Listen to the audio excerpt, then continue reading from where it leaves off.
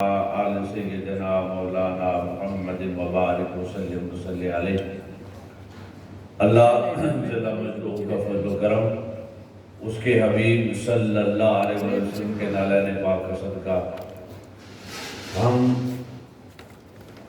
5 روزہ سالانہ دروس عرفان القرآن کی ان خوبصورت نشستوں میں آج پہلی نشست میں حاضر ہیں۔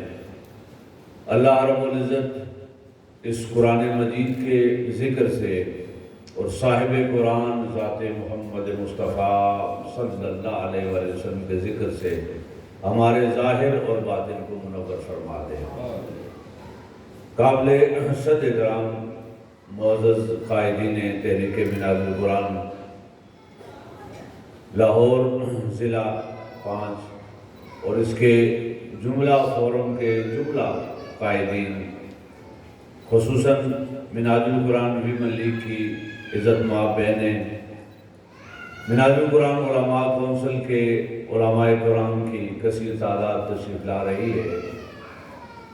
اسی طرح بقیہ تمام فورموں کے جملہ عہدیداران اور اہل علاقہ قرآن مجید کی اس دعوت اور پیغام کو سننے سمجھنے کے لیے اور اللہ تبارک و تعالیٰ کی بارگاہ سے اس پر عمل کی توفیق مانگنے کے لیے تشریف لانے والے جملہ شرکاء، ہمارے لیے یہ شرف اور سعادت کے لمحے ہیں کہ جتنے لمحے اس کی پاکیزہ کتاب قرآن مجید کو پڑھنے، سمجھنے اور اس پر عمل کی توفیق مانگنے میں گزریں گے۔ جیسا کہ مجھ سے قبل فرمایا جا رہا تھا کہ یہ تحریک منہاج القرآن کی قرآنی تعلیمات کے فروغ میں وہ غیر معمولی جدوجہد ہے جو اللہ تبارک و تعالیٰ کی توفیق سے ہی میسر ہے۔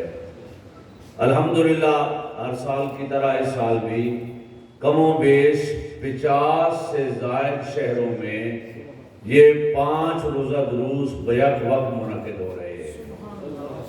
50 سے زائد شہروں میں 5 روزہ دروس عرفان القرآن، یعنی یوں سینکڑوں نشستیں بنتی ہیں یہ روزانہ کی بنیاد پر ہونے والے دروس کی شکل میں، اور یہ آج کی بات نہیں ہے، یہ اس رمضان کی بات نہیں ہے۔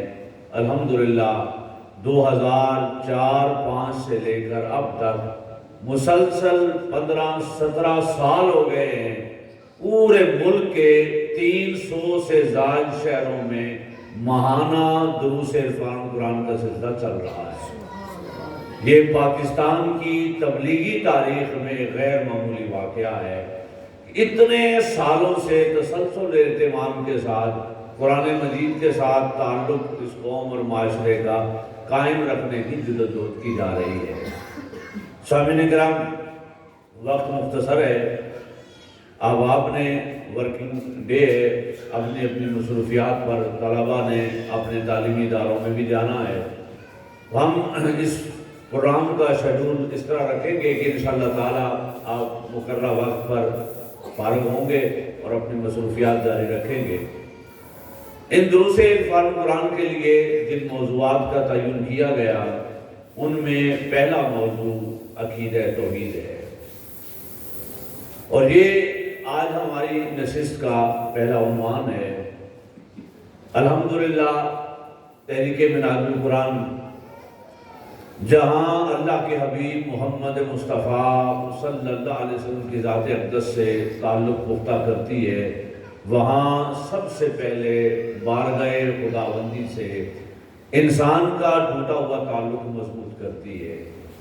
عقیدہ توحید کا یہ مضمون جہاں ان دروس عرفان القرآن میں عقیدے کی مضبوطی اور استحکام کے لیے زیر موضوع بنایا گیا ہے، وہاں اس مضمون کو اس لیے شامل نصاب کیا گیا ہے کہ حضور نبی اکرم صلی اللہ علیہ وسلم کی امت کا اپنے رب خالق اور مولا کے ساتھ اس ٹوٹے ہوئے تعلق کو اور مضبوط تر کیا جا سکے۔ سامعین کرام، میں نے عنوان گفتگو کے طور پر قرآن مجید کی مشہور سورہ مبارکہ سورہ اخلاص یا سورہ توحید، اس کی آیات مقدسہ تلاوت کرنے کی سعادت حاصل کی ہے۔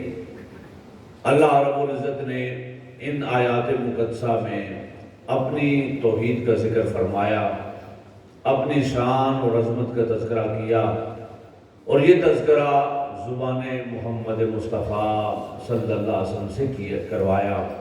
فرمایا قل هو اللہ احد، اے نبی مکرم صلی اللہ علیہ وسلم آپ فرما دیجئے کہ وہ یکتا ہے، اللہ الصمد، اللہ بے نیاز ہے، سب کی پناہ اور سب پر فائق ہے، لم یلد ولم یولد، نہ اس سے کوئی پیدا ہوا اور نہ وہ پیدا کیا گیا، وَلَمْ يَكُنْ لَهُ كُفُوًا أَحَدٌ، اور نہ ہی اس کا کوئی ہمسر ہے۔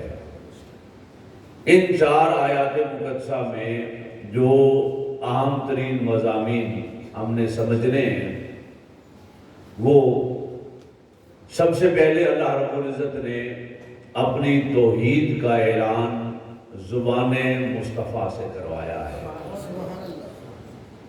دوسرا ہم نے یہ سمجھنا ہے کہ اللہ تبارک و تعالیٰ کی شان الوہیت کیا ہے۔ اللہ رب العزت اپنی شان معبودیت میں اب معبود ہونے کے اعتبار سے اللہ رب العزت واحد یکتا بے مثال کیسے ہے۔ تیسرا ہم نے اللہ رب العزت کی شان بے نیازی کو سمجھنا ہے کہ وہ خالق و مالک، ساری کائنات کا خالق، وہ سب سے بے نیاز، سب پر فائق کیسے ہے۔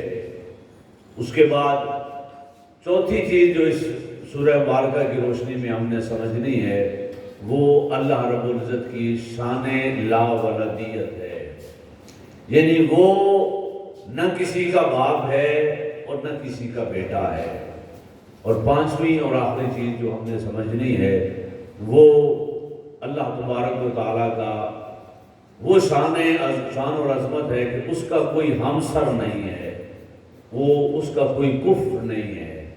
یہ پانچ پہلو اس ان سورہ مبارکہ کی ان آیات مقدسہ کی روشنی میں ہم نے سمجھنے ہیں۔ مضمون تھوڑا سا علمی ضرور ہے، لیکن انشاءاللہ تعالیٰ مثالوں سے اور سادہ انداز میں کوشش کریں گے کہ ایک ایک بات دلوں میں اترتی چلی جائے۔ جس خالق و مالک کا ذکر ہے، یہ ذکر ہی اتنا بلند ہے کہ دلوں کا سکون اور اطمینان اسی ذکر سے میسر آتا ہے۔ سامعین کرام، اسلام کے عقائد میں سے سب سے پہلا اور بنیادی عقیدہ توحید ہے، اور یہ صرف عقیدہ نہیں ہے کہ زبان سے اقرار اور دل سے تصدیق کا نام نہیں ہے صرف، یہ تو ظاہر ہے۔ یہ عقیدہ اگر من میں اتر جائے تو انسان کا پورا کردار، فکر و عمل، ہر شے بدل جاتی ہے۔ اگر توحید پر ایمان مضبوط ہو جائے تو پھر اس کا رنگ بندے پر چڑھنا شروع ہوتا ہے، اور جب توحید کا رنگ بندے پہ چڑھتا ہے تو رب کا بندہ وہ ہوتا ہے جو پھر مخلوقات سے اور انسانیت سے پیار کرتا ہے۔ جس پر اللہ کی توحید کا رنگ چڑھ جائے، جیسے وہ بے نیاز ہے، جب وہ اپنی اس شان کا فیض عطا کرتا ہے تو پھر بندہ بھی بندوں کا محتاج نہیں رہتا۔ جب اس خالق کی توحید کا رنگ بندے پہ چڑھتا ہے تو پھر جیسے وہ خالق بندے کو اپنی بارگاہ میں سر جھکانے کی توفیق دیتا ہے تو پھر وہ جبین دنیا کے دروں کے سامنے سر جھکانے سے آزاد ہو جاتی ہے۔ یہ توحید اگر من میں اتر جائے تو سارا کردار بندے کا بدل جاتا ہے، وہ بندہ ہی ایک نیا تشکیل پاتا ہے۔ اللہ کے ان انوار کا رنگ جب بندے پہ چڑھتا ہے تو توحید صرف ایک فکر اور فلسفہ نہیں ہے، توحید صرف کوئی عقیدہ نہیں ہے، بلکہ ایمان ہے، اور ایسا ایمان ہے کہ جو بندے کو ظاہر اور باطن سے بدل دیتا ہے، ایک ایسا انسان تخلیق کرتا ہے کہ جو انسان پھر اس کائنات مخلوقات میں کسی سے نفرت نہیں کر سکتا، پھر اس مخلوقات میں اس کے کردار اور عمل پر بھی رحمانیت اور رحیمیت کا رنگ چڑھتا ہے، پھر وہ انسانیت سے، مخلوقات سے پیار کرتا ہے۔ تو سامعین کرام، آج کے اس مضمون کو ہم نے صرف ظاہر کے کانوں سے نہیں، تھوڑا باطن کے کانوں سے بھی سننا اور سمجھنا ہے، اور کوشش کرنی ہے کہ اللہ رب العزت اپنے اس رنگ کا بھی کوئی فیض عطا فرمائے۔ تو سامعین کرام، ہم آغاز کرتے ہیں پہلی آیت مقدسہ کے پہلے لفظ اور کلمے سے۔ فرمایا قل، اے حبیب صلی اللہ علیہ وسلم آپ فرما دیجئے۔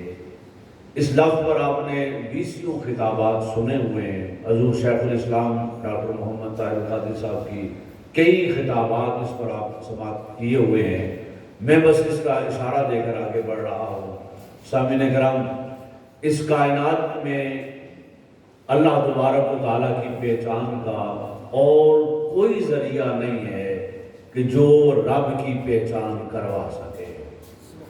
انسان کسی شے کی پہچان علم سے لیتا ہے، علم کے ذریعے کسی شے کی معرفت میسر آتی ہے، تو علم کے دو بڑے ذرائع، چاہے ماضی میں فلسفہ ہو یا دور حاضر میں سائنس ہو، یہ علم دینے والے بڑے سے بڑا ذریعہ وہ خالق تک پہنچا نہیں سکتا، اس کی معرفت نہیں دے سکتا۔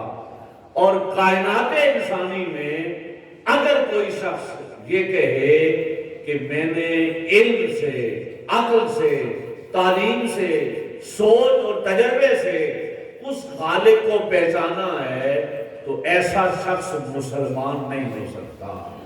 مسلمان کون ہو سکتا ہے؟ عقیدہ توحید کیسے بنتا ہے؟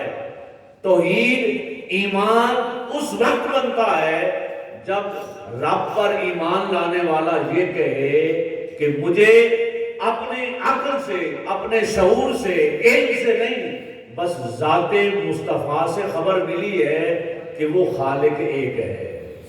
اگر حضور نبی اکرم صلی اللہ علیہ وسلم کی ذات اقدس سے اس عقیدے کو سمجھا جائے تو یہ توحید ہے اور ایمان ہے۔ اگر حضور نبی اکرم صلی اللہ علیہ وسلم کے واسطے کے بغیر اللہ کو ایک سمجھنے کی کوشش کی جائے تو وہ وحدانیت ہے، وہ توحید نہیں بنتی۔ توحید واسطہ رسالت سے بنتی ہے۔ مختصر یہ کہ کائنات انسانی میں یا مخلوقات میں جس نے رب کو سجدہ کیا ہے، اس کو ایک مانا ہے، اس کی توحید کا اقرار کیا ہے، سب نے سن کر کیا ہے، سب نے جبرائیل کے آنے اور اس کے بتانے پر نبیوں نے اس کو ایک مانا ہے۔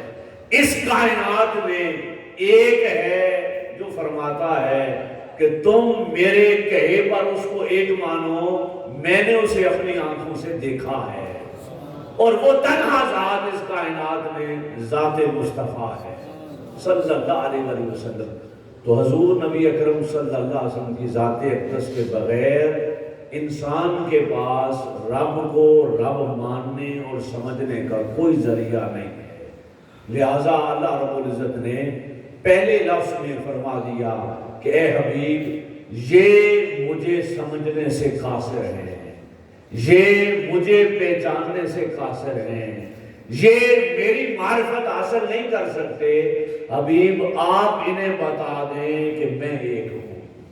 تو اللہ رب العزت نے اپنی توحید کا اعلان ذات محمد مصطفیٰ، زبان مصطفیٰ صلی اللہ علیہ وسلم سے کروایا۔ تو سامعین کرام، اگر کوئی توحید حضور کے وسیلے کے بغیر ہے تو وہ وحدانیت ہے، توحید نہیں، وہ فکر و فلسفہ ہے، ایمان نہیں۔ ایمان ذات مصطفیٰ صلی اللہ علیہ وسلم سے اللہ کو ایک ماننے کا نام ہے۔ دوسری خوبصورت پہلو توحید کا جو اللہ رب العزت نے فرمایا هو اللہ احد، وہ یکتا ہے، وہ اللہ ہے، وہ ذات خدا، وہ تنہا ہے، واحد یکتا ہے۔ اللہ رب العزت کی یہ جو شان ہے، یعنی لفظ اللہ تبارک و تعالیٰ نے اپنا سب سے پہلا جو تعارف کروایا وہ کیا کروایا کہ وہ اللہ یکتا ہے۔ تو اللہ یہ لفظ الہ سے ہے، یعنی وہ واحد معبود ہے اس کائنات میں، اس کے سوا کوئی عبادت کے لائق نہیں، اس کے سوا کوئی سجدے کے لائق نہیں۔ سامعین کرام، یہاں بڑی توجہ اور آپ کی انعماد کی ضرورت ہے، اور وہ یہ کہ اللہ رب العزت نے یہاں کس شے کا ذکر کیا؟ اپنی وحدانیت کا ذکر کیا الہ ہونے کے اعتبار سے۔ پورا قرآن مجید پڑھیں، اس نے کہیں یہ نہیں کہا کہ میں اکیلا رازق ہوں، اس نے کہا کہ میں رازقین میں سے بہترین رازق ہوں، خیر الرازقین کہا۔ اللہ رب العزت نے یہ نہیں کہا پورے قرآن مجید میں کہ صرف میں رحم فرمانے والا ہوں، حقیقی رحم فرمانے والا وہی ہے، لیکن اس نے کہا کہ میں ارحم الراحمین ہوں۔ کائنات میں اور بھی ہیں رحم کرنے والے، لیکن سب سے زیادہ رحم کرنے والا کون ہوں؟ وہ میں ہوں۔ اللہ تعالیٰ نے کہا اور بھی حاکم دنیا میں ہیں، لیکن سب سے بڑا حاکم کون ہے؟ اللہ کی ذات ہے۔ حاکم اور ہو سکتے ہیں، سب سے بڑا حاکم رب کی ذات ہے۔ رحم کرنے کی صفت اللہ بندوں کو عطا کرتا ہے، اور اس کا حبیب رحمت للعالمین ہے۔ اس کے حبیب کے امتی وہ بھی رحمت، شفقت، نرمی اور محبت رکھتے ہیں، اللہ کا فیض انہیں میسر آتا ہے، لیکن وہ ارحم الراحمین ہے، سارے رحم کرنے والوں سے بڑا رحم کرنے والا ہے۔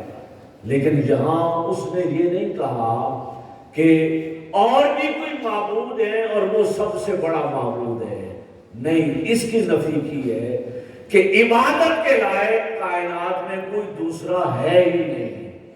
عبادت کا مستحق اور سجدے کے لائق اگر کوئی ذات ہے تو وہ تنہا ذات خداوندی ہے۔ تو یہاں جو بات سمجھنے والی ہے وہ یہ کہ اللہ تبارک و تعالیٰ نے اپنی یکتائی، اپنا ایک ہونا کس صفت میں ذکر فرمایا؟ صفت معبودیت میں، کہ معبود ہونے کے اعتبار سے، سجدے کے لائق ہونے کے اعتبار سے کائنات میں اور کوئی ہے نہیں، وہ تنہا ذات خدا ہے۔ تو سامعین کرام، سجدہ تعظیمی ہو یا سجدہ عبادت، کسی کو بھی روا اور جائز نہیں ہے سوائے کس کے؟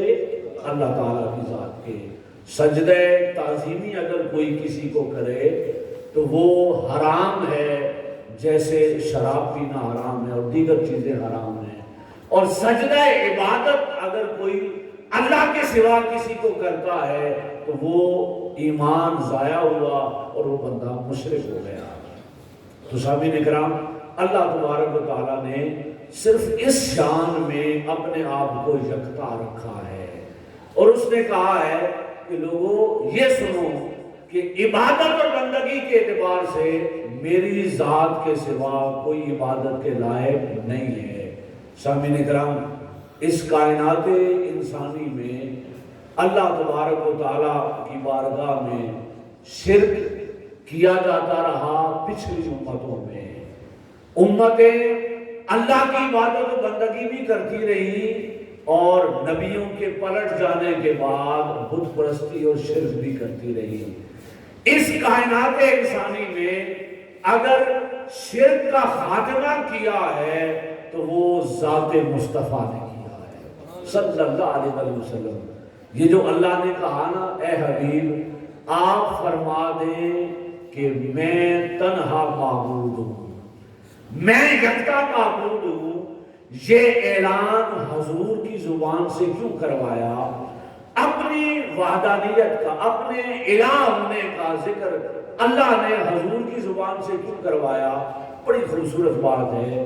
سامعین کرام، حضور نبی اکرم صلی اللہ علیہ وسلم کی تشریف لانے سے قبل اس کائنات انسانی میں سوا لاکھ انبیاء تشریف لائے، ہر نبی تشریف لاتا رہا، تو ہر نبی نے اپنے آنے کے بعد اللہ کی توحید کا علم بلند کیا، امتوں کو بت پرستی اور شرک سے نکالا اور ایک رب کے سامنے سجدہ ریز کیا۔ جب نبی پلٹ جاتے، وصال ہو جاتا، اگلے نبی کے آنے تک یا درمیان کے عرصے میں یا انبیاء کی موجودگی میں بھی اور قومیں اور امتیں اللہ کے سوا غیروں کی بھی عبادت کرتی رہی۔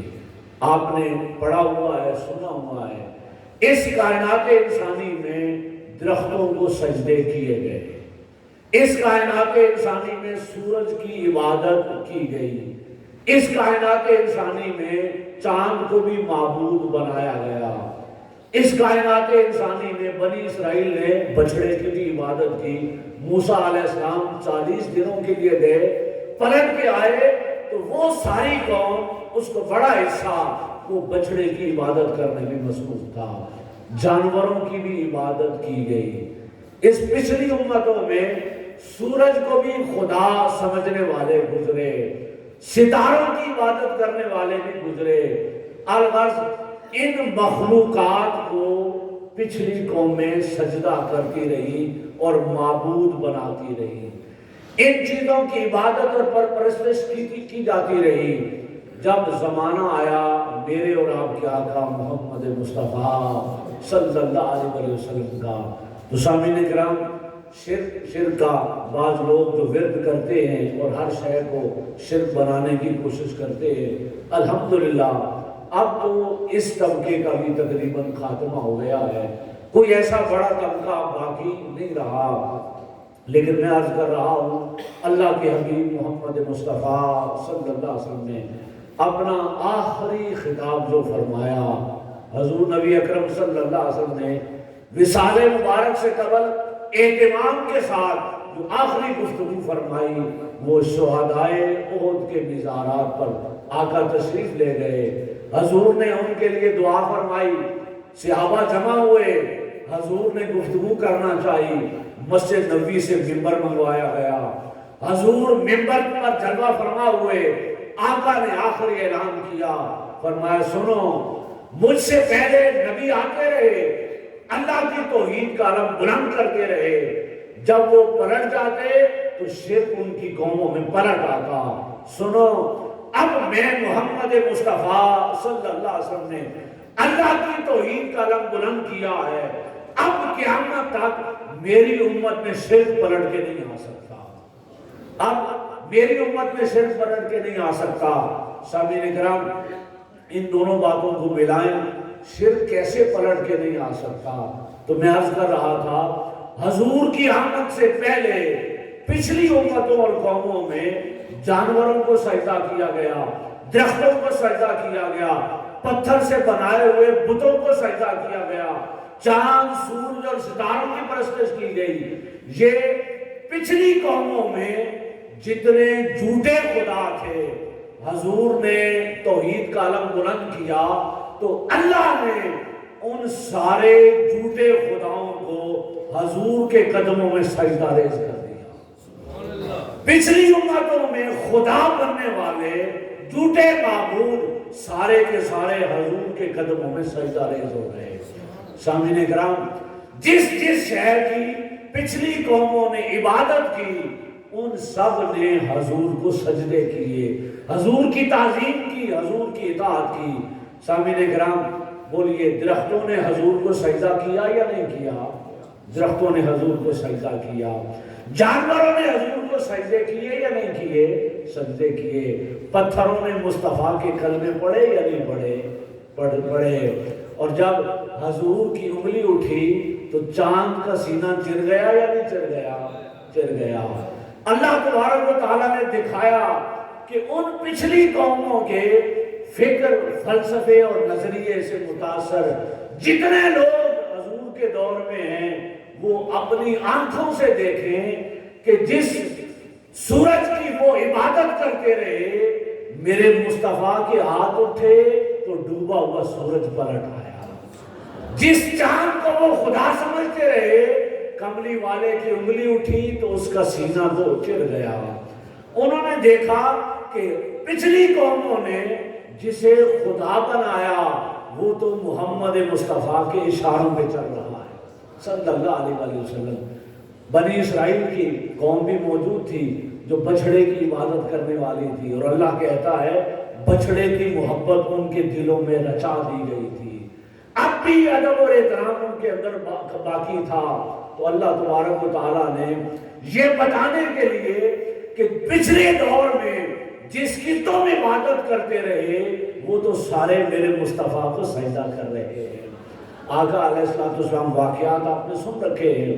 ایک اونٹ پاگل ہو گیا، صحابہ کرام نے حضور نبی اکرم صلی اللہ علیہ وسلم کو خبر کی، آقا علیہ السلام تشریف لے گئے، صحابہ نے روکا حضور کو، آقا آگے نہ جائیے، اونٹ پاگل ہے، نقصان پہنچائے گا۔ فرمایا پاگل تو ہے لیکن یہ پہچانتا ہے کہ میں اللہ کا رسول ہوں۔ حضور تشریف لے گئے تو اس نے اپنا ساتھ حضور کے قدموں میں رکھ دیا۔ الغرض آقا علیہ السلام تشریف لے جا رہے تھے، حضور نے ایک شخص کو بلا کے کہا کہ میرا کلمہ پڑھو، مجھے اللہ نے اپنا نبی بنایا ہے۔ اس نے پوچھا کوئی نشانی، کوئی معجزہ، کوئی علامت؟ حضور نے دائیں بائیں دیکھا اور تو کوئی شے نہ تھی، درخت تھا۔ آقا نے فرمایا اگر یہ گواہی دے میں اللہ کا رسول ہوں تو مان جاؤ گے؟ اس نے کہا ہاں، اس سے بڑا اور کیا معجزہ ہو سکتا ہے؟ حضور نے یہ نہیں کہا کہ اس درخت کو مخاطب کیا، آقا نے فرمایا جاؤ تم جا کے اسے کہو کہ اللہ کا رسول بلا رہا ہے۔ وہ جڑوں سمیت حضور کی بارگاہ میں آ گیا۔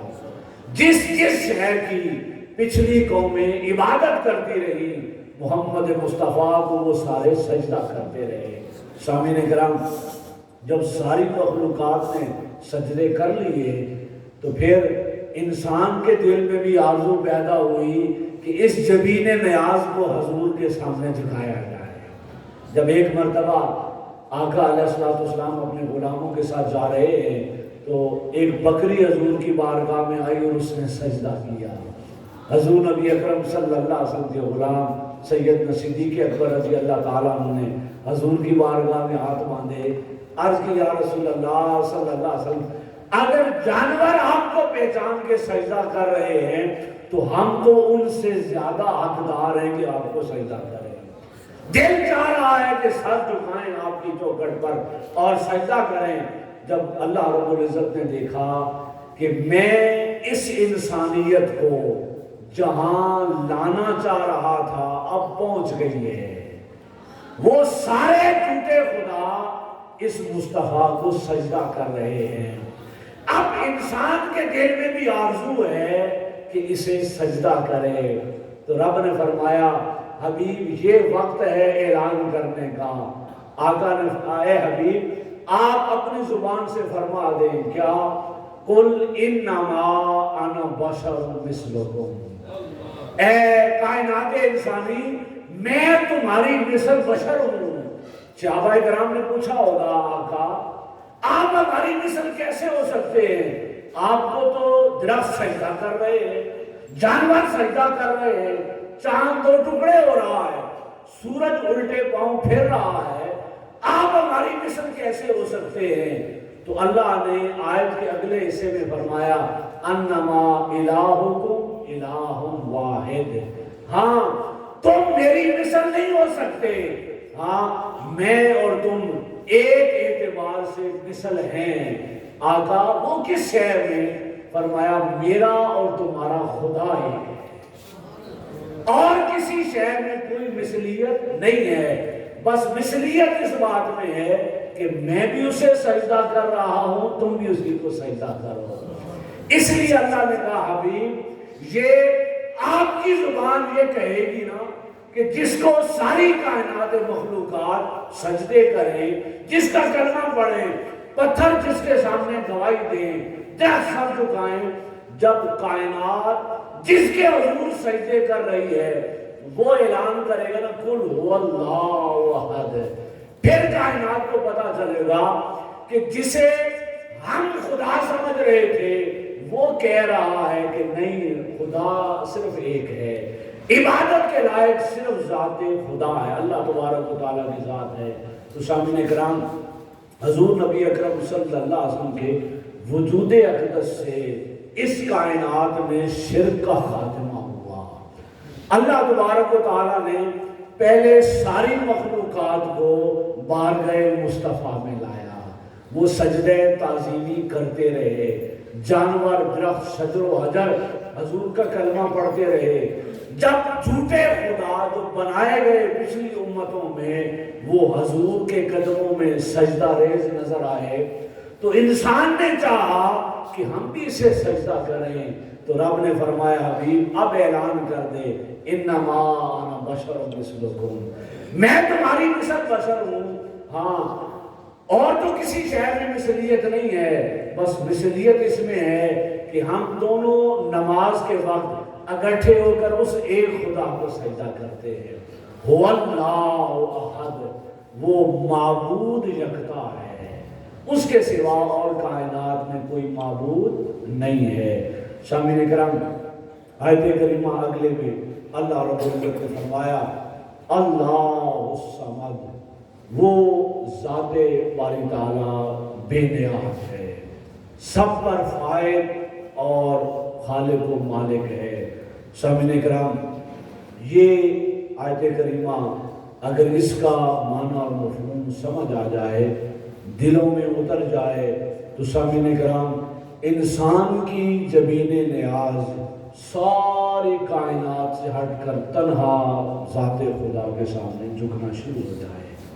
وہ کائنات میں کسی کا محتاج نہیں ہے، ساری کائنات کس کی محتاج ہے؟ اللہ تبارک و تعالیٰ کی محتاج ہے۔ انبیاء ہوں، اولیاء ہوں، صوفیاء ہوں یا مخلوقات خدا ہوں، سب کے سب کس کے محتاج ہیں؟ اللہ کے محتاج ہیں۔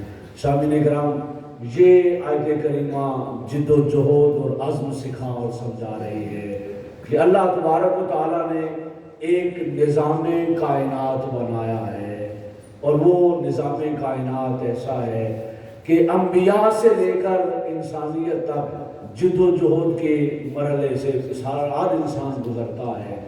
اگر کوئی ان ساری چیزوں سے پاک ہے تو وہ صرف ذات خدا ہے۔ اللہ رب العزت نے کائنات انبیاء کو بھی اپنا محتاج بنایا ہے۔ میں بس ایک مثال دے رہا ہوں، بات انشاءاللہ تعالیٰ سمجھ آ جائے گی۔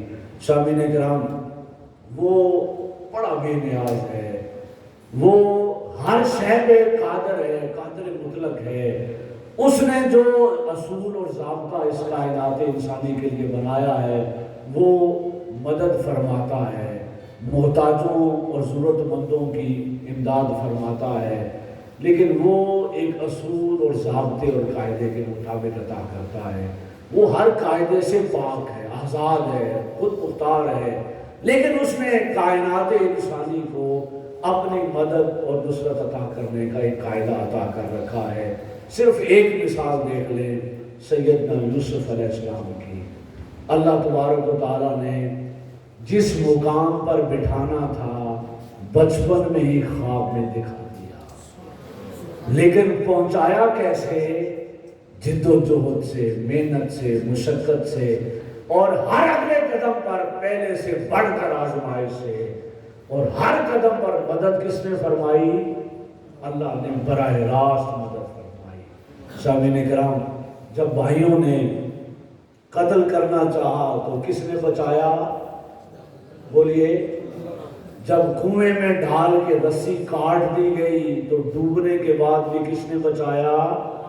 اللہ نے۔ اور جب کنویں میں چھوڑ کے چلے گئے تو بند کنویں سے کس نے نکالا؟ اللہ نے۔ وہ غلاموں کی طرح مصر کے بازار میں بیچتے رہے اور شہزادوں کی طرح محل میں کس نے بٹھایا؟ بولیے، اونچا بولیے۔ اللہ نے۔ زلیخا نے کتنے دروازے بند کیے؟ 7 دروازے بند کیے۔ یوسف علیہ السلام نے اپنا کردار پاکیزہ رکھا تو 7 بند دروازوں سے نکالا کس نے؟ اللہ نے۔ اگر بندہ اس سے تعلق مضبوط رکھے تو تالے لگے ہوئے بند دروازے بھی کھلتے ہیں اور اس کی مدد اترتی ہے۔ سامعین کرام، اس قوم نے عزیز مصر نے قید خانے میں ڈال دیا، کتنے سال قید رہے۔ جب نکلنے کا وقت آیا، خواب کی تعبیر پوچھنے کے لیے وہ شخص آیا تو سارے قیدی جو اب کلمہ پڑھ کر صحابی بن گئے تھے کہنے لگے کہ یوسف تعبیر نہ بتانا، تعبیر بتانے سے پہلے شرط لگاؤ کہ مجھے باہر نکالا جائے۔ یوسف علیہ السلام نے کیا کہا کہ نہیں، مجھے باہر نکالنے والا کوئی عزیز مصر یا بادشاہ نہیں ہے، کون ہے؟ اللہ ہے۔ تو جب اس پر بھروسہ کیا اور تعبیر بتا دی تو اس نے اگلے لمحے باہر نکالا یا نہیں نکالا؟ باہر نکالا۔ وہ سمجھ ہے، بے نیاز ہے، وہ ایک اصول اور ضابطے کے مطابق ساری کائنات کی وہ مدد کرتا ہے، محتاجوں اور مسکینوں کا مددگار وہ ہے، وہ کسی کا محتاج نہیں ہے۔ تو سامعین کرام، آخری بات اللہ رب العزت نے فرمایا وَلَمْ يَكُنْ لَهُ كُفُوًا وَلَا كُفُوًا، اور اس کا کوئی ہمسر نہیں ہے۔ اللہ تبارک و تعالیٰ نے یہاں بڑی خاص اور اہم بات یہ ہے کہ اللہ تبارک و تعالیٰ نے کیا کہا کہ اس کا کوئی ہمسر نہیں ہے۔ کف کہتے ہیں، یہ عربی فقہ کی اصطلاح میں جب رشتہ کروایا جاتا ہے نا تو لڑکے اور لڑکی میں کچھ برابری دیکھی جاتی ہے، اسے کیا کہتے ہیں؟ کف کہتے ہیں۔ بھئی بہت زیادہ فرق نہ ہو تاکہ بعد میں زندگی آسانی سے گزرے، تو کف کہتے ہیں برابری کو، ہم پلہ ہونے کو۔ اللہ تبارک و تعالیٰ نے یہ نہیں کہا کہ اپنی ساری صفات میں وہ تنہا ہے، نہیں، یہاں اس نے کیا کہا کہ اس کا ہم پلہ کوئی نہیں ہے۔ تو معنی کیا ہوا کہ وہ ان صفات کا رنگ، عکس اور فیض سب کو عطا کرتا ہے جو اس کی بارگاہ میں، جس کا ایمان جتنا مضبوط ہوتا ہے، لیکن اس جیسا کائنات میں کوئی نہیں ہے۔ وہ حاجت روا ہے لیکن بندوں کو بھی وہ حاجت روا بناتا ہے۔ وہ خالق ہے لیکن تخلیق کا مظہر وہ بندوں کو بھی بناتا ہے۔ وہ رازق ہے لیکن رزق کی تقسیم کا کام وہ بندوں کو بھی عطا کرتا ہے۔ وہ رحمت عطا کرنے والا ہے لیکن رحیم اپنے بندوں کو بھی بناتا ہے۔ لیکن یہاں یاد رہے کہ جو جتنا بڑا علم والا ہو، جتنی بڑی رحمت والا ہو، وہ اس کا ہم پلہ اور برابر نہیں ہو سکتا۔ یہ تو اتنی سادہ اور آسان سی بات ہے کہ انسان کسی کے کیا کمالات بیان کرے گا یا شان و عظمت بیان کرے گا، وہ ساری کائنات سے افضل اور اعلیٰ ہے۔ آخری حدیث پاک ہے، آقا علیہ السلام نے بڑا خوبصورت قول حضور نے فرمایا، ہم اب بھی کئی کبھار بینر دیکھتے ہیں، اشتہار دیکھتے ہیں کہ حاجت روا، مشکل کشا، ایک خدا، ایک خدا۔ سامعین کرام، یہ توحید انہی کی ہے جن کو یہ سمجھ آئی ہے۔ ہمیں تو یہ سمجھ آیا ہے، اس کے حبیب نے فرمایا اِنَّ لِلَّهِ خَلْقًا خَلَقَهُمْ لِحَوَائِجِ النَّاسِ۔ اللہ کے حبیب نے فرمایا اس کائنات انسانی میں ایک مخلوق، ایک طبقہ، ایک گروہ اللہ نے پیدا ہی اس لیے کیا ہے کہ وہ لوگوں کی حاجت روائی کرے۔ ان کی تخلیق کا مقصد یہ ہے، خَلَقَهُمْ لِحَوَائِجِ النَّاسِ، لوگوں کی حاجت روائی کے لیے پیدا کیا ہے۔ يَفْزَعُونَ النَّاسَ إِلَيْهِمْ، لوگ دوڑے دوڑے ان کے پاس آتے ہیں اپنی حاجتیں پوری کروانے کے لیے۔ فرمایا أُولَٰئِكَ الْآمِنُونَ مِنْ عَذَابِ اللَّهِ، یہ جو طبقہ ہے جو لوگوں کی حاجت روائی کرتا ہے، یہ اللہ کے عذاب سے ہمیشہ کے لیے محفوظ کر دیا گیا۔ سامعین کرام، حضور فرمائے کہ بندہ وہ ہے جو لوگوں کے کام آئے ہیں۔ حضور فرمائے اللہ قیامت والے دن اس کی مشکل حل کرے گا جو دنیا میں لوگوں کی مشکل کشائی کرے گا۔ ارے وہ مومن یا مسلمان کہلانے کے لائق نہیں ہے جو حاجت روا نہ ہو، جو مشکل کشا نہ ہو، جو اللہ کی مخلوق کی مدد و نصرت نہ کرے۔ تو سامعین کرام، یہ مدد و نصرت کائنات میں کوئی کتنی کر سکتا ہے، اس کے مقابلے میں کیسے ہو سکتا ہے جو ایک امر کن کہے تو ساری کائنات بن جائے، جو ایک امر کن کہے تو کہکشاؤں پر مشتمل یہ کائنات تخلیق ہو جائے، تو وہ کہاں اور بندہ کہاں؟ تو اگر بندہ بندے کا محتاج حاجت روا نہیں ہے، مشکل کشا نہیں ہے، تو وہ تو مسلمان کہلانے کے لائق بھی نہیں ہے۔ سامعین کرام، تحریک منہاج القرآن دو طرح کی توحید کو معاشرے میں رائج کرنے کی جدوجہد کر رہی ہے۔ ایک اعتقادی توحید ہے جو میں نے یہ عرض کی، اور ایک عملی توحید ہے جو بندے اور اللہ کا تعلق مضبوط کر رہی ہے۔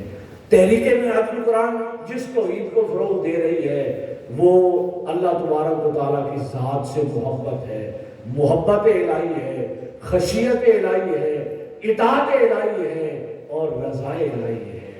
اللہ تبارک و تعالیٰ کی ذات سے یہ تعلق جڑ جائیں تو پھر بندے کو خدا دکھائی تو نہیں دیتا، اس کی مدد اترتے ہوئے دکھائی دیتی ہے، اس کے انوار و تجلیات اور اس کے فیوزات کا رنگ بندے پہ چڑھتا ہے، پھر بندہ اس کی صفات کا عکس لے کر وہ اس مقام پر پہنچتا ہے کہ حدیث قدسی ہے، وہ فرماتا ہے کہ جب نوافل کے ذریعے بندہ میرے قریب ہوتا ہے تو میں اس کے ہاتھ بنتا ہوں، میں اس کے قدم بنتا ہوں، میں اس کی آنکھیں بنتا ہوں۔ تو وہ اللہ تبارک و تعالیٰ کا رنگ چڑھانے کے لیے یہ ماہ رمضان بھی ہے اور اس ماہ رمضان میں آنے والا اعتکاف بھی ہے۔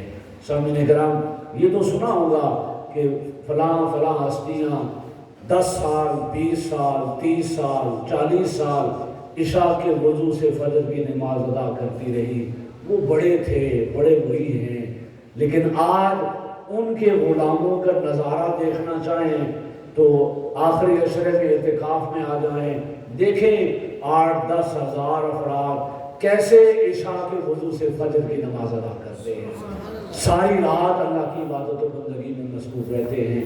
سامعین کرام، آج یہ پہلا درس تھا، کل انشاءاللہ تعالی محترم علامہ رانا محمد ادریس صاحب تشریف لائیں گے، وہ ہمارے بھی استاد ہیں۔ آج میں نے ٹوٹے پھوٹے الفاظ آپ سے عرض کیے، یقیناً کل یہ سارے احباب اپنے ساتھ مزید احباب کو لائیں گے اور یہ حال اس سے بھی زیادہ انشاءاللہ تعالیٰ کچا کچ بھرا ہوگا۔ اللہ رب العزت مجھے اور آپ کو حضور نبی اکرم صلی اللہ علیہ وسلم کے واسطے اور وسیلے سے اس توحید کی معرفت عطا فرمائے، اور یہ ساری گفتگو جو میں نے چند کلمات کہے، یہ دور حاضر میں اردو زبان پر توحید پر اگر کوئی سب سے بڑی کتاب 2 جلدوں میں ہے تو 1,500-2 ہزار صفحات پر حضور شیخ الاسلام کی کتاب و توحید ہے۔ اس کا مطالعہ کر لیں، یہ سارا مضمون ایک ایک پہلو اس کا واضح ہو جائے گا۔ وما علینا الا البلاغ۔